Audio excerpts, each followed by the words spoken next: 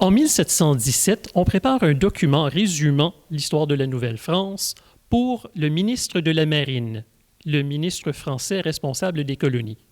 La toute première phrase du document est la suivante. Le commerce du castor est presque l'unique objet de la colonie française du Canada.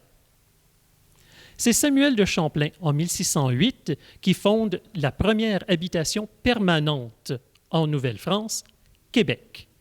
Et le but principal de cette habitation, c'est la traite des fourrures. Champlain, ce faisant, devient gouverneur de la Nouvelle-France. Il y aura toute une suite de gouverneurs jusqu'en 1663, quand le roi de France, voyant que la gouvernance privée de la colonie ne fonctionne vraiment pas, décide de fonder un gouvernement royal en Nouvelle-France. Il faut remonter aux origines du développement du territoire pour comprendre cette situation.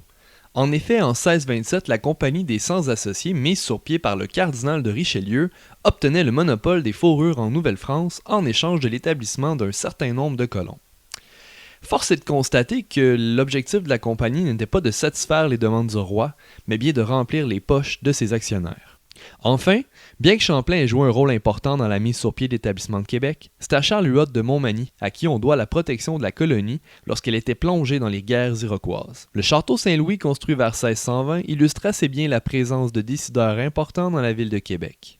La forme de gouvernement que nous pratiquons en France à cette époque, c'est l'absolutisme, c'est-à-dire le roi est le maître absolu. Il n'y a aucun élu, aucun parlement comme nous le connaissons aujourd'hui. C'est le roi qui dicte tout. Mais le roi ne peut pas être partout à la fois. Il ne peut surtout pas être en Nouvelle-France, à l'autre bout du monde.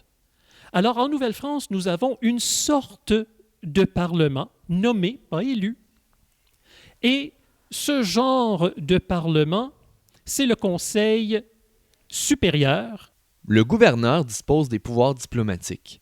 C'est lui qui est responsable des pourparlers avec les autres colonies et les différentes nations autochtones alliées et ennemies. Ce pouvoir, attribué parmi les membres de la vieille noblesse française, se voulait l'œil et la main du roi. D'ailleurs, c'était ce dernier qui nommait ses mêmes représentants. L'intendant doit aussi veiller au bon déroulement des finances et de l'exploitation des richesses naturelles qui se trouvent sur le territoire. Jean Talon sera le premier intendant de la Nouvelle-France vers 1665. Il optimisera l'immigration pour combler le déséquilibre démographique de la colonie. Enfin, l'évêque présent dans le Conseil souverain joue un rôle important dans la pratique du culte et la supervision des rôles des diverses communautés religieuses.